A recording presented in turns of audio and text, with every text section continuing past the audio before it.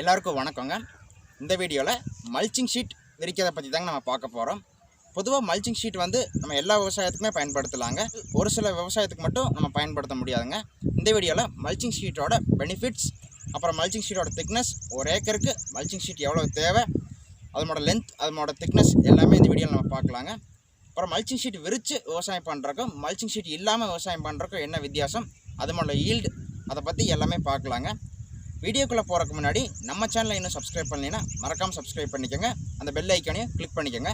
வீடியோவை ஸ்கிப் பண்ணாமல் பாருங்கள். இந்த வீடியோ உங்களுக்கு ரொம்ப இன்ஃபர்மேட்டிவாக இருக்கும். வாங்க வீடியோக்குள்ளே போகலாம். முதல்ல மல்ச்னா என்னென்னு தெரிஞ்சுக்கலாங்க. மல்ச்சுங்கிறது ஒரு இடத்த பாயோ அல்லது ஒரு ஷீட்டோ வச்சு மூடுறதாங்க மல்ச்சுன்னு சொல்லுவாங்க. அடுத்து மல்ச்சிங் ஷீட்டோட நன்மைகள் என்னென்னு பார்ப்போங்க. முதல் விஷயம் வந்துங்க, தண்ணீரோட தேவை வந்து ரொம்பவே கம்மியாக இருக்குங்க. ஏன்னா அந்த மல்ச்சிங் ஷீட் விரிக்கும் போது தண்ணி வந்து எவாப்ரேட் ஆகாதுங்க.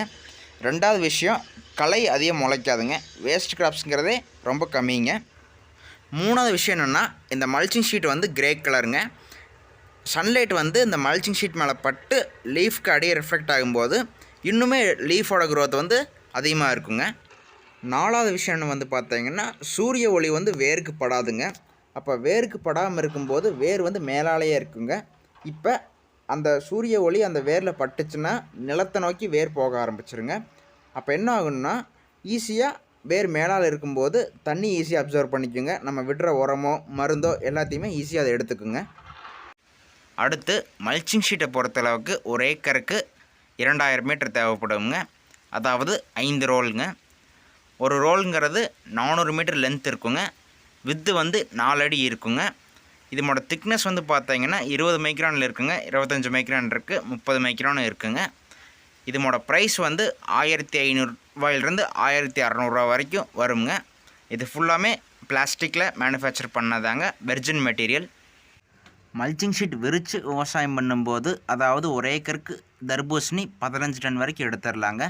மல்ச்சிங் ஷீட் இல்லாமல் பண்ணோம்னா 5 to 6 டன் தாங்க எடுக்க முடியும் ஒரு ஏக்கருக்கு. மல்ச்சிங் ஷீட் போடுற வேலை முழுமையாக முடிஞ்சுங்க. இப்போ 1.25 அடிக்கு ஒரு ஹோல்ஸ் போடணுங்க. அந்த ஹோல்ஸில் நம்ம வந்து விதை அல்லது நாற்று நடுவோங்க. அவர் கையில் வச்சுருக்கிறது வந்து பார்த்தீங்கன்னா 2 GPVS பைப்புங்க. அதை எட்ஜை மட்டும் கொஞ்சம் ஷார்ப்பனிங் பண்ணி விட்டு 1.25 அடிக்கு ஒரு ஹோல்ஸ் போட்டு போயிட்டுருக்காருங்க. ஹோல்ஸ் போட்டுட்டு அந்த வேஸ்ட்டையும் கலெக்ட் பண்ணிட்டு போயிட்டுருக்காருங்க. ஏன்னா மல்ச்சிங் ஷீட் வந்து பிளாஸ்டிக் மெட்டீரியலுங்க, மண்ணில் போட்டால் அது மக்காதுங்க.